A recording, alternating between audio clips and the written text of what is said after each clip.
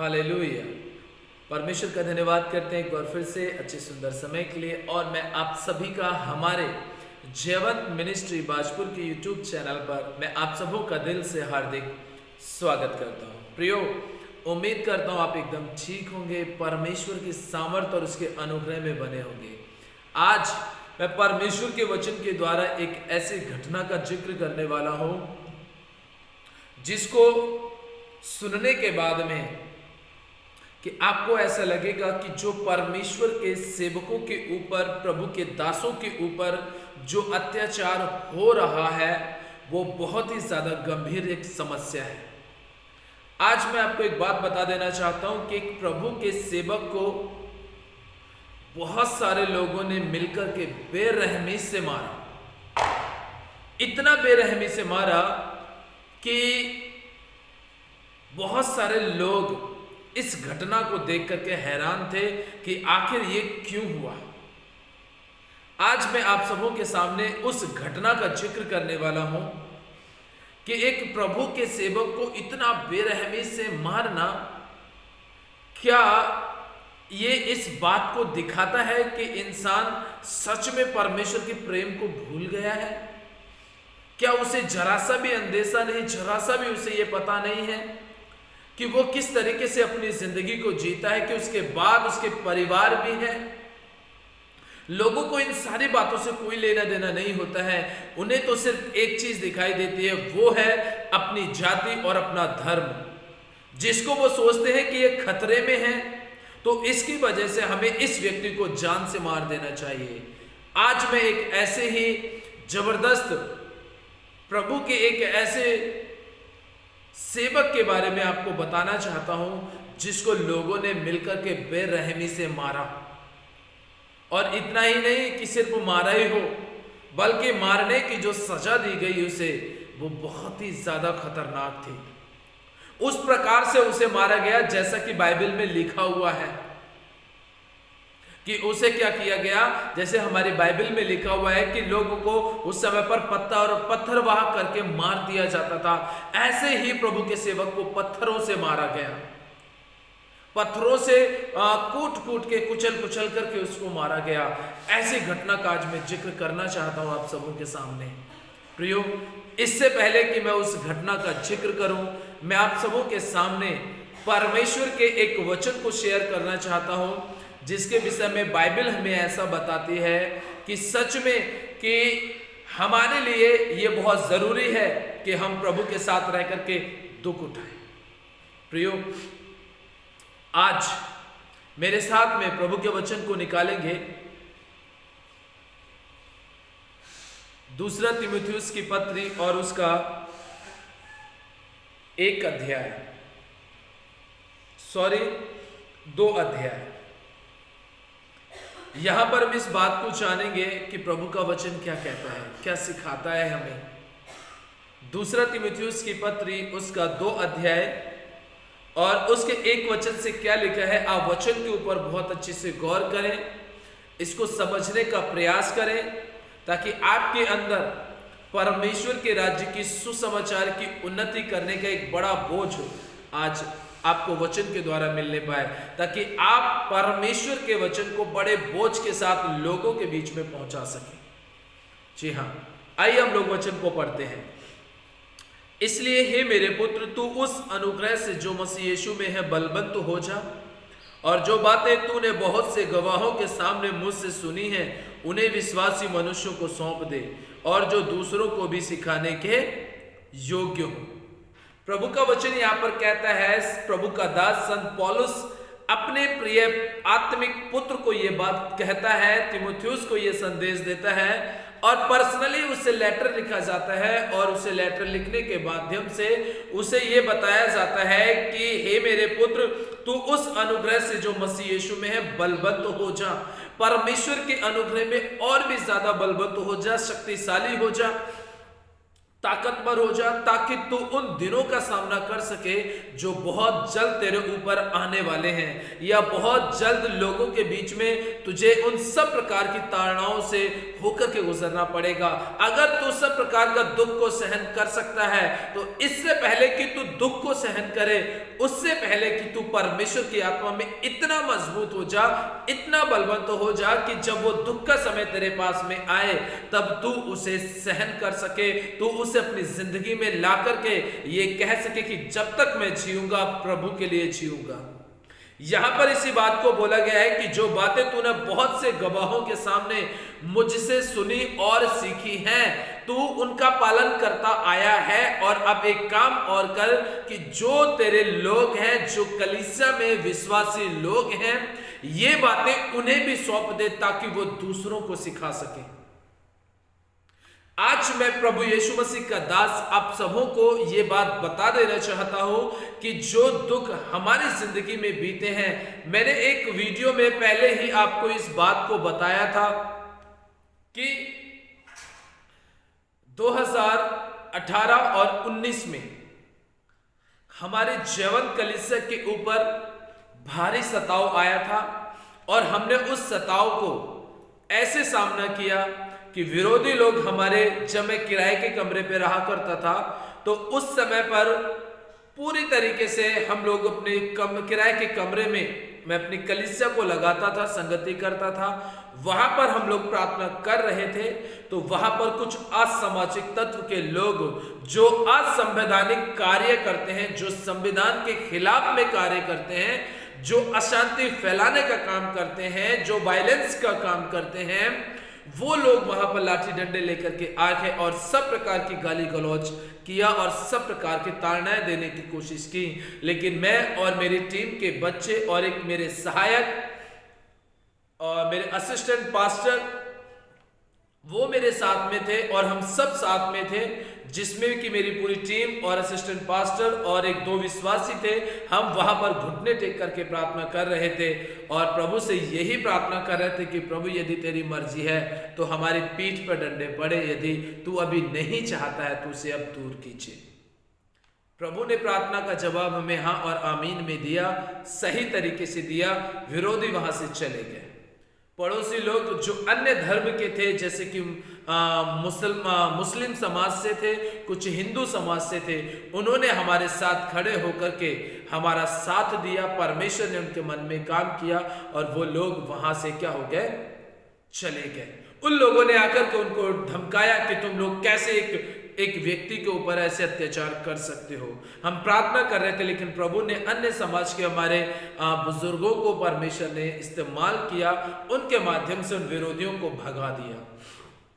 प्रियो, बहुत जबरदस्त तरीके से एक घटना ये घटी थी और उसके बाद एक घटना और भी घटी थी, जहां तक हमें थाने तक पहुंचा दिया गया था। लेकिन प्रभु का धन्यवाद, प्रभु ने सारी बातों में हमें संभाला। प्रियो, आज यहां पर यही बात लिखी है कि जो बातें तुमने सीखी, पौलुस कहता है कि पुत्र तीमुथियुस, जो बातें तूने मुझसे सीखी हैं वो तू ऐसे लोगों को सौंप दे जो विश्वास योग्य हैं और जो आगे उनका पालन कर सकते हैं। यहां पर इस बात के बाद में ऐसा लिखा है, मसीह यीशु के अच्छे योद्धा के समान मेरे साथ दुख उठा। मैं इस बात को आपको बता देना चाहता हूं और मैं अपने उस टॉपिक पर आऊंगा कि जहां पर प्रभु के सेवक को बेरहमी से मारा, बेरहमी से पीटा गया और बेरहमी से जान से मौत के घाट उतार दिया गया।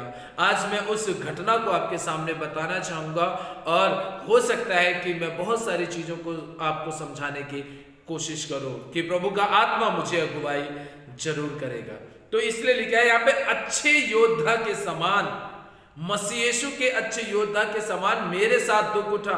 और पौलुस के दुख के बारे में हम अच्छी तरीके से जानते हैं कि पौलुस कैसा दुख उठाता था, कैसा दुख उठाकर के उसने अपनी जिंदगी में परमेश्वर की महिमा की थी। वो बार बार डाकुओं के जोखिमों में रहता, समुद्र के जोखिमों में रहता था, नाव टूटने के जोखिमों में रहता, अपने जाति वाले भाइयों के जोखिमों में रहा करता था, अपने रिश्तेदारों के जोखिमों में रहा करता था, अपने परिवार के जोखिमों में रहा करता था, अपने समाज के लोग उसे प्रताड़ित करते थे, अन्य समाज के लोग उसे मारपीट करते थे, तमाम प्रकार का उत्पीड़न उसके साथ में किया जाता था, लेकिन वो फिर भी यही कहता है कि प्रभु मैं घटूं और आप बढ़े। तो वही शिक्षा उसने जो खुद अपने जीवन में लागू की थी, वही शिक्षा उसने तीमुथियुस को दी, और वही शिक्षा तीमुथियुस के माध्यम से वो कहता है कि तू दूसरों को भी दे, ताकि प्रभु का राज्य बढ़ता चला जाए। मसीह यीशु के अच्छे योद्धा के समान, जैसे पौलुस एक अच्छा योद्धा था, उसी योद्धा के समान वो इस बात को कहता है कि तू मेरे साथ दुख उठा, ताकि हम मिलकर के सुसमाचार को पूरा कर सकें। प्रियो, मेरे साथ परमेश्वर के वचन को निकालेंगे। अब मैं आपको उस घटना के बारे में बता देना चाहता हूं, उस वचन के बारे में बता देना चाहता हूं जो एक प्रभु के दास के साथ में घटे, जिसको बेरहमी के साथ पत्थर मार करके उसकी हत्या की गई थी। जी हां, मैं आपको बता देना चाहता हूं कि उस बेरहमी पिटाई का और बेरहमी मौत का जो शिकार हुआ, प्रभु का वचन उसे हमें इस बात को बताती है कि जो बेरहमी का शिकार हुआ, पत्थरों का शिकार हुआ, जिसको पत्थरों से मार करके मारा गया, बाइबल में उस व्यक्ति का नाम हमें पता चलता है स्तिफनुस के बारे में। हम सब जानते हैं स्तिफनुस के बारे में क्या हुआ था। स्तिफनुस के बारे में लिखा है कि जब परमेश्वर के दासों ने 7 सुनाम पुरुषों को चुना था अपनी कलीसिया में अन्य दूसरे कामों को करने के लिए और सुसमाचार सुनाने के लिए, तो उस समय पर लिखा है कि स्तिफनुस नाम का व्यक्ति था, उसके अंदर पवित्र आत्मा का अद्भुत सामर्थ्य काम करने लग गया था। तो वो एक सुसमाचार सुना रहा था, जहां विरोधियों ने उसे पकड़ लिया, और विरोधियों ने पकड़ने के बाद में लिखा है कि यीशु मसीह के वो बारे में बता रहा था और पुराने भविष्यवक्ताओं की पुस्तकों से लोगों को बता रहा था कि कैसे हठीले तुम्हारे बाप दादाओं ने, पुरखाओं ने परमेश्वर का और उसके दासों का विरोध किया, वही काम आज तुम भी कर रहे हो। यीशु मसीह जो जगत का उद्धार करता है, वही इस दुनिया में आया था, जिसको तुम लोगों ने क्रूस के ऊपर चढ़ा दिया। जब वो इन सारी बातों को बता रहा था, तो ये बातें सुनकर के प्रेरितों की काम की पुस्तक 7 अध्याय उसके 54 वचन में लिखा है 54 में, ये बातें सुनकर वे जल गए और उस पर दांत पीसने लगे। परंतु उसने पवित्र आत्मा से परिपूर्ण होकर स्वर्ग की ओर देखा और परमेश्वर की महिमा को और यीशु को परमेश्वर के दाहिनी ओर खड़ा हुआ देखकर कहा, देखो मैं स्वर्ग को खुला हुआ और मनुष्य के पुत्र को परमेश्वर के दाहिनी ओर खड़ा हुआ देखता हूं। जब उनसे बर्दाश्त नहीं हुआ तो वो दांत पीसने लगे, विरोधी योजना बनाने लगे, दांत पीसने लगे। लेकिन विरोधियों के बीच में इकलौता प्रभु का सेवक स्तिफनुस वो पवित्र आत्मा से मजबूत हो गया, वो पवित्र आत्मा से भर गया। और लिखा है कि उसने जब स्वर्ग की ओर देखा, आकाश की ओर देखा, तो यीशु मसीह को परमेश्वर के दाहिनी ओर विराजमान देखा, और दाहिनी ओर विराजमान होने की वजह से ही लिखा है कि उसने कहा कि मैंने यीशु को परमेश्वर पिता यहोवा जिसे तुम लोग कहते हो, मैंने उसके दाहिनी ओर बैठे हुए देखा है। ये बात सुनकर के और भी ज्यादा वो चिल्लाने लग गए। तब उन्होंने बड़े शब्द से चिल्लाकर कान बंद कर लिए और एक साथ उस पर झपटे, एक साथ उसके ऊपर अटैक किया, एक साथ उसके ऊपर झपटे। तो आप एक चीज सोचने वाली बात यहां पर है कि एक प्रभु का जन और विरोध करने वाले हजारों, उन लोगों के बीच में भी पूरे हियाब के साथ सुसमाचार का प्रचार करना, ये काम वही व्यक्ति कर सकता है जिसके अंदर पवित्र आत्मा का सामर्थ्य काम करता है। आप में से बहुत सारे लोगों को मैंने देखा है, मैंने अपनी 13 साल की सेवकाई में मैंने बहुत सारे ऐसे केस देखे हैं कि जहां पर प्रभु यीशु मसीह के नाम से, ठीक है, लोग चलते तो हैं, लेकिन थोड़ा सा सताव आते ही वो यीशु मसीह का इनकार कर देते हैं। क्यों करते हैं ऐसा वो मुझे नहीं पता, लेकिन मैं एक बात जरूर जानता हूं कि वो यीशु मसीह का इनकार करके अपना नाम जीवन की पुस्तक से हटा देते हैं और वो अपने आप का रास्ता नरक जाने का तैयार कर लेते हैं। लालच में है, दबाव में है, कुछ भी है, अंगीकार किया यीशु मसीह का, इनकार किया यीशु मसीह का, वो मुझे नहीं पता। लेकिन इनकार करने का एक ही मतलब है, और वो ये है कि अपने आप के लिए नरक को तैयार करना, कि नरक में हमारे लिए जगह तैयार हो जाए। यीशु का इनकार करना ही नरक जाना है, और अंगीकार करना मतलब स्वर्ग जाना है। इसलिए लिखा है यहां पर कि वो सब एक साथ उसके ऊपर झपटे और उसे नगर के बाहर निकाल कर उस पर पथराव करने लगे। गवाहों ने अपने कपड़े साउल नाम के एक जवान के पांव के पास उतार कर रख दिए। किसके पास? साउल के पास में रख दिए। साउल, ये वही साउल है जिसके विषय में अभी थोड़ी देर पहले मैं आपको बता रहा था, जिसको बाइबल में पौलुस कहा गया है। वही पौलुस जो कहता है कि मेरे साथ मसीह यीशु का अच्छा योद्धा बनकर के दुख उठा। ये वही शाऊल है जिसका जीवन प्रभु ने बदल दिया, जिसकी जिंदगी को प्रभु ने बदल दिया। विरोध करने वाला ही एक दिन घुटने टेकता है यीशु मसीह के सामने, क्योंकि जब प्रभु की आवाज आती है और प्रभु की सोंटी जब लगती है ना, तो अच्छे अच्छे घुटने टेक देते हैं। तो यहां पर लिखा है कि उन्होंने गवाहों के जितने भी थे वो सब पौलुस के पैर के पास में कपड़े रख दिए और वे स्तिफनुस पर पथराव करते रहे। और यह स्तिफनुस यह कहकर प्रार्थना करता रहा, हे प्रभु यीशु मेरी आत्मा को ग्रहण कर। फिर घुटने टेकर ऊंचे शब्द से पुकारा, हे प्रभु यह पाप उन पर मत लगा। और यह कहकर वह सो गया, मरा नहीं। मसीह यीशु का अच्छा योद्धा और मसीह यीशु का अच्छा विश्वासी, जो आत्मा की इच्छा को पूरा करता है, जो पवित्र आत्मा के द्वारा चलता है, जो आज्ञा का पालन करता है, वो कभी मरता नहीं बल्कि वो सो जाता है। स्तिफनुस भी सो गया, और वो जब सो गया तो एक दिन जब यीशु मसीह आएगा तो वो उठेगा और जागेगा भी। लास्ट समय पर भी वो ये बात कहता है कि हे प्रभु ये पाप इनके ऊपर मत लगने दे, मत लगने दे। कहीं ऐसा ना हो कि ये अपने पाप में मरे और पाप में मरने के बाद ये नरक में चले जाएं। क्योंकि स्तिफनुस लास्ट समय पर भी ये नहीं चाहता था कि मुझे मारने वाले नरक में जाएं। वो ये कह रहा है कि प्रभु ये पाप को होने ही मत देना। बस ये किसी का गुस्सा क्रोध समझ करके, मैं तो तुझ में सो रहा हूं प्रभु, मेरी आत्मा को आप ग्रहण कर लीजिए। लेकिन मेरे मारने के पीछे, मेरे मरने के पीछे का जो कारण है, ये लोग, इनको इसके पाप में, मृत्यु के अपराध में प्रभु ने सजा मत देना। हो सके तो प्रभु इन्हें क्षमा कर दे, इनके इस मृत्यु का अपराध इन्हें क्षमा कर दे, माफ कर दे प्रभु, ये सुधर जाएंगे, संभल जाएंगे, बस प्रभु इन्हें क्षमा कर दे। एक ऐसा प्रभु का आत्मिक सेवक आज भी यही प्रार्थना करता है। आज प्रभु के सेवक दुख उठा रहे हैं, मृत्यु का सामना, जोखिमों का सामना कर रहे हैं, आज भी वो यही प्रार्थना करते रहते हैं कि प्रभु इन लोगों को माफ कर दे। हम किसी के प्रति एफआईआर दर्ज कराना नहीं चाहते, लेकिन लोगों ने इतना मजबूर कर दिया है, इतना मजबूर कर दिया है कि प्रभु यीशु मसीह का राज्य बढ़ाने के लिए और बहुत सारे लोगों को सुरक्षित करने के लिए आज विरोधियों ने मौका दिया कि हम भी उनके ऊपर एफआईआर दर्ज कराएं। लेकिन हम ऐसा आज भी करना नहीं चाहते हैं, क्योंकि हम चाहते हैं कि हम सब प्रेम के साथ, मोहब्बत के साथ एक दूसरे का आदर सम्मान करते हुए परमेश्वर के वचन को पूरा कर सके। यहां पर आपने देखा कि एक प्रभु के सेवक को कितना बेरहमी से मारा गया, कितना बेरहमी से पीटा गया। ये कोई छोटी मोटी घटना नहीं है, बहुत बड़ी घटना है। इसलिए प्रियो, आप और मैं, हम सब सतर्क और सावधान हो जाएं, प्रभु के वचन के अनुसार मसीह यीशु का अच्छा योद्धा बनकर के दुख उठाएं। दुख उठाने से ही हम परमेश्वर के राज्य में जा सकते हैं। इसलिए दुख का इनकार ना करें, बल्कि उसका सामना करें, प्रभु के साथ में चलें, प्रभु की मर्जी को पूरा करें।